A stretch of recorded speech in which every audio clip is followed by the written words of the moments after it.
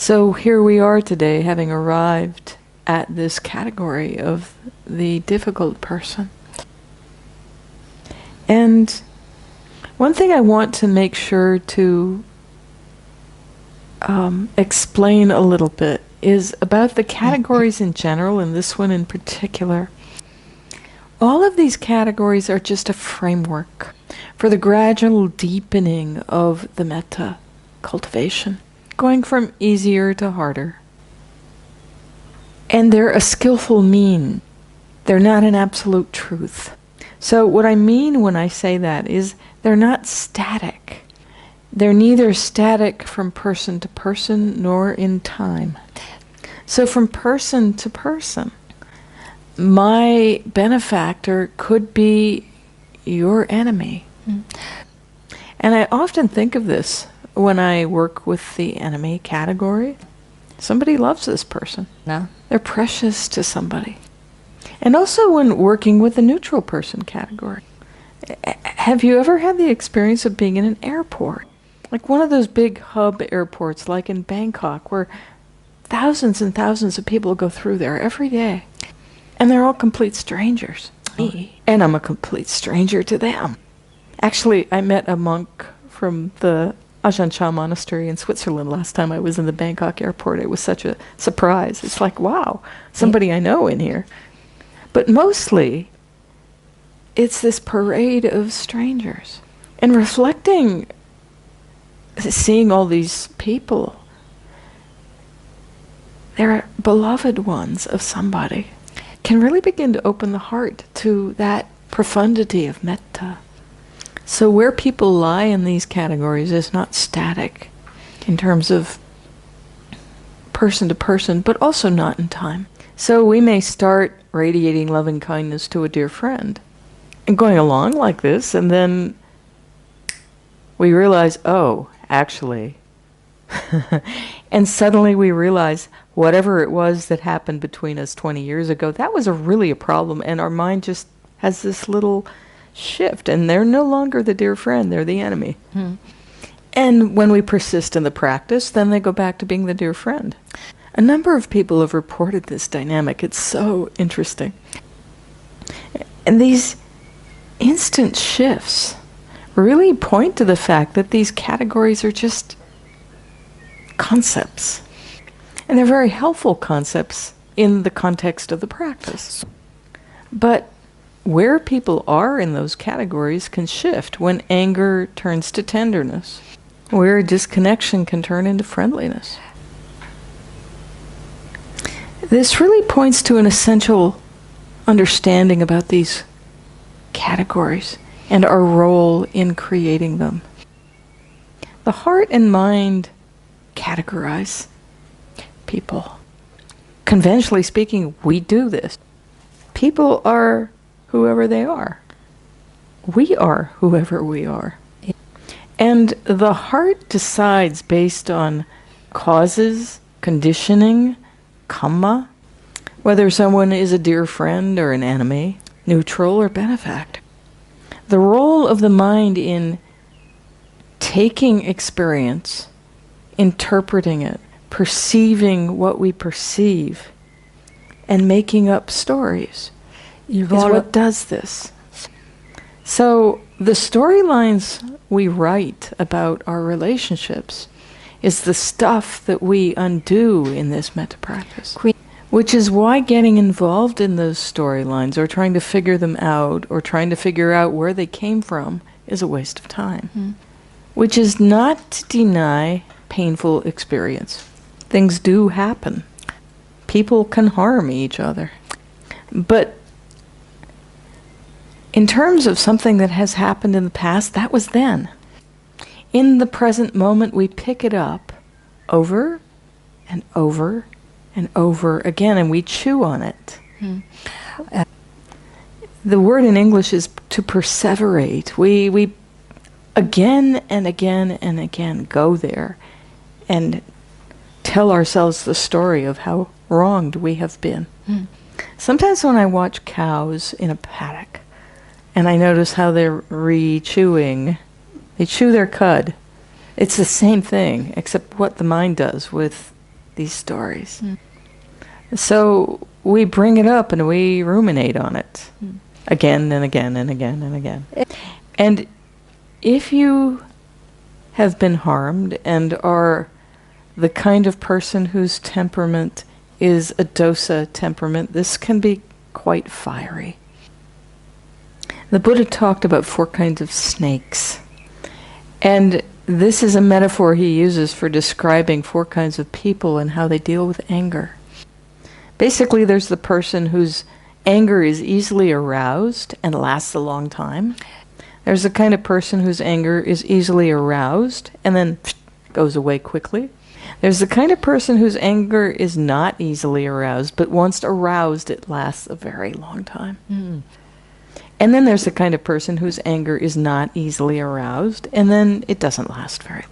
And I like the metaphor of, 4 kinds of snakes. None of these are warm and fuzzy. None of these is a teddy bear. They're all bad. They're all poisonous. Sì. So if you're the kind of person whose anger is not easily aroused and it doesn't last a long time, don't stand on that with pride. Or if you're the kind of person that has a very short fuse, your anger comes up very quickly and it lasts a long time, don't judge yourself. How we respond to challenge, interpersonal challenge, is so based on conditioning, karma, many causes that are outside of our control. So initially we have no choice in the matter at all. And it's based on and founded in identification. And the same goes for all these categories, not just anger. Where somebody falls in these categories is often based on their relationship to me. So there's my benefactor. And they're a benefactor because they did something nice for me. And then there's my dear friend. Because he or she did something, nice and we're close. And there's my enemy because he or she did something wrong to me. And the neutral, so-called, what many people call neutral, the neither loved nor hated category, these are people we don't respond to one way or another because they haven't done anything for us or against us. And as we go through the metta practice, as we go through these categories, particularly working with this difficult category, all of that identification that we obsess about begins to dissolve. We begin to recognize common humanity. And a couple of people have really beautifully expressed the experience of going to the neutral person and then very quickly, oh, this is a much loved friend. Or working with somebody who annoys them in a mild way. And then after a practice session, actually seeing this person and having this burst of metta. So the ego-based irritation, they're doing this to me, can give way very quickly to benevolent friendliness. And as we go through the practice and as the metta momentum builds, we experience for ourselves that line in the chant, to all as to myself, where there is this evenness of metta across all the categories. There's no difference. And particularly with the difficult category, this can be kind of a life-changing experience. We take these ego-based stories of anger and identification so seriously, we don't think to question them. It feels immovable, but it's more like a balloon. And the metta can puncture it, boom, it's gone, just like that. The first time this happens to people, they think it's an incredibly special experience. And if they're unfortunate, they think their practice is incredibly special. But it's not special at all. This is just what metta does. Boom. Anger, what was that? I think I probably told this story before, but many of you were not here in previous retreats.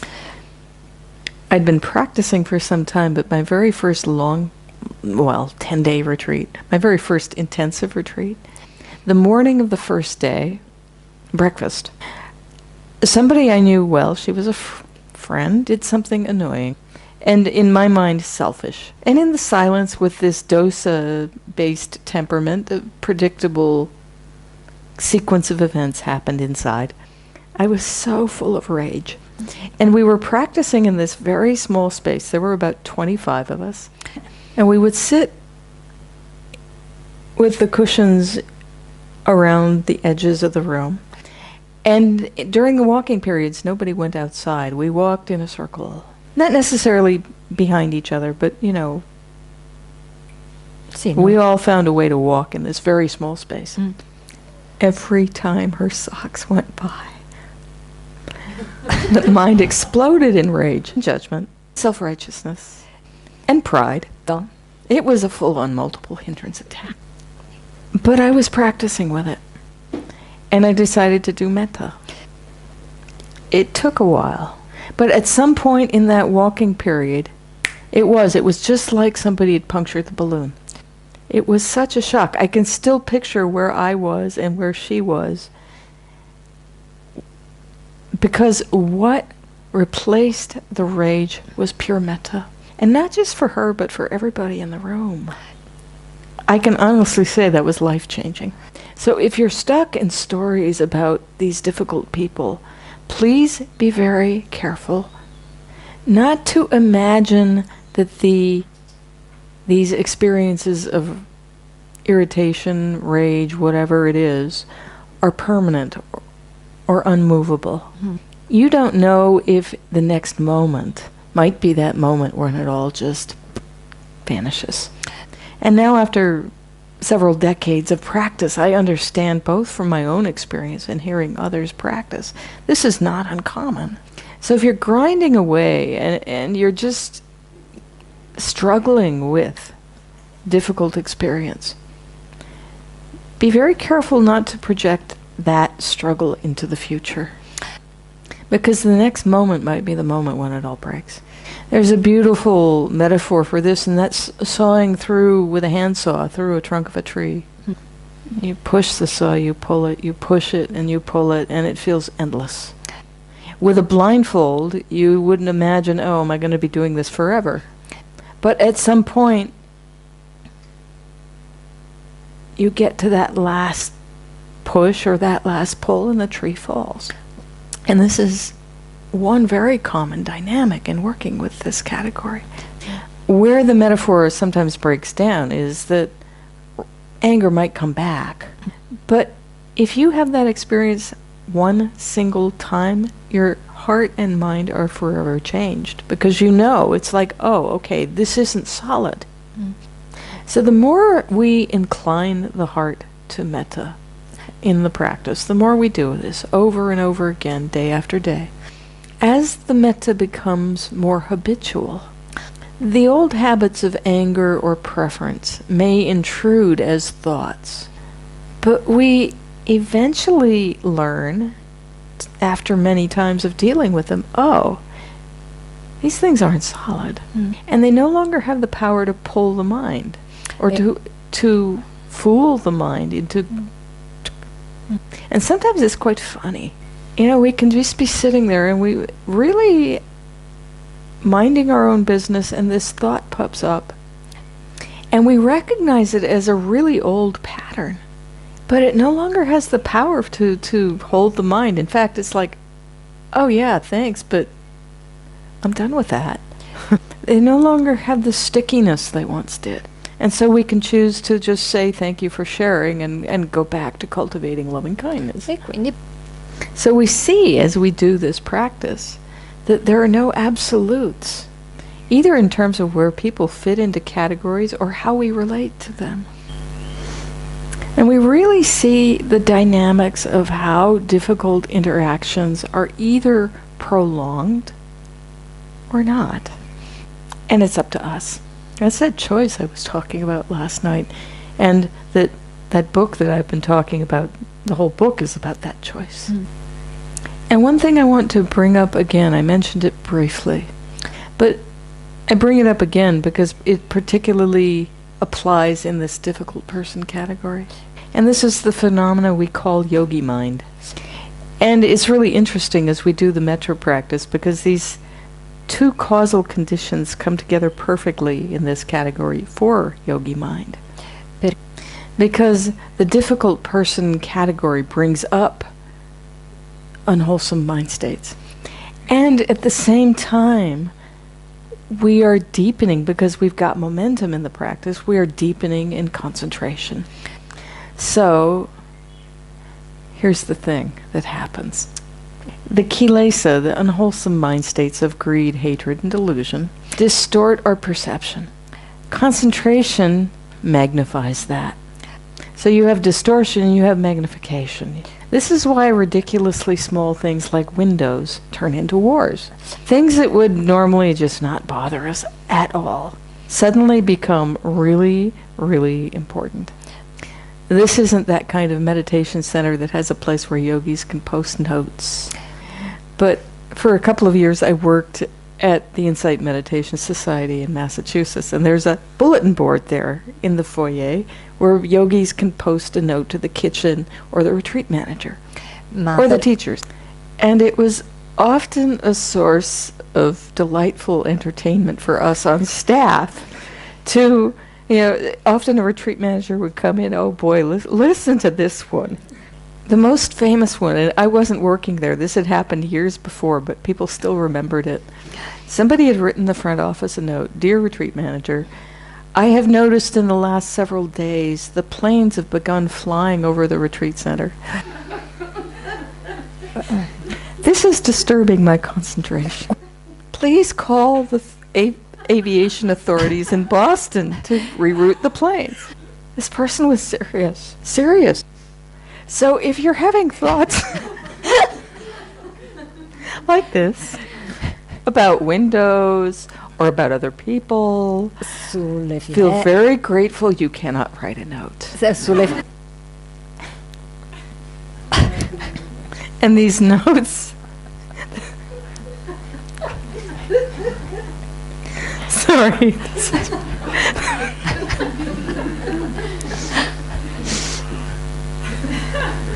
The funniest part is these notes are always signed with metta.